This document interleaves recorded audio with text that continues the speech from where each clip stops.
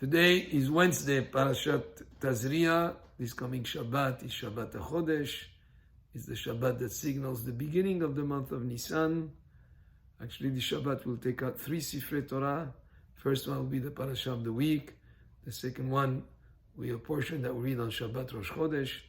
And the third one will be the portion that we read on the Shabbat that precedes Rosh Chodesh Nisan, or the Shabbat that is itself the day of Rosh Chodesh Nisan.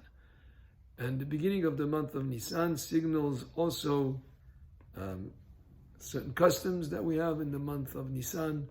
Number one, from the beginning of the month, every day for 12 days, we'll read the offerings that the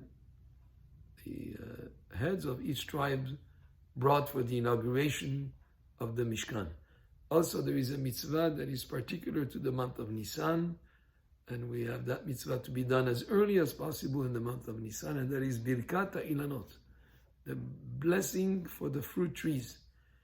And the halakha says, Hayotze b'imei Nisan, person goes out in the month of Nisan, vero'eh ilanot shemotzi'im prahim, and he sees fruit trees that are blossoming, where you see the flowers start sprouting on the tree. Before it forms into a small little fruit, there is first a flower.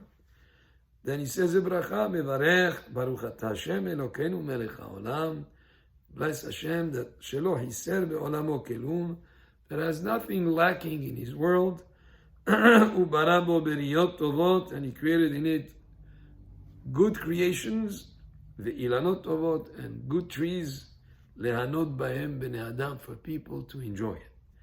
V'tiknu bracha zo, our sages instituted this blessing, lefi shu enyan sheba mizman lizman beofen mechudash, because that's something that comes from year to year in the way that is as the nature sort of renews itself. She'adam roeh etzim yeveshim she'ifricham hakadosh baruch hu, because a person sees these fruit trees that were in the winter that seemed like they were dry, they were not flourishing, and now HaKadosh Baruch Hu made them flourish for fruits to come on those trees. However, we don't see Birkat Shehechiyanu on this beracha. And we say only once a year, not more. So in other words, month of Nisan, you see fruit trees that's starting to blossom. You say the bracha. If you see them again in future months, other trees blossoming, that's it, you've done it already for that year. Women are also obligated to say this beracha, and it's better to have a group of people, of at least 10 people, to have a minyan, so that they can say Kaddish. There's also other readings that are said from Tehillim and other readings that are said besides the beracha. Now, you say this beracha only on fruit trees, but not on trees that don't give fruits. Even if you have trees that blossom in this time of the year, but there is no trees that those do not apply to the Birkat Hailanot. And really, you should have 2 trees, actually, even if they're from the same type. In other words, you have, let's say, 2 lemon trees or 2 pomegranate trees, that's okay. But the best way to do it is at least 2 trees, one of each different type of fruit. And the more fruit trees that you have, the better. It's more meshubach. The mitzvah is done even in a better way. So the way to do it as early as possible in the month of Nisan. We do it from Rosh Chodesh on. When Rosh Chodesh happens on Shabbat, there are some opinions that would allow it to do it on Shabbat and others that don't. If you can wait until the next day, that would be better.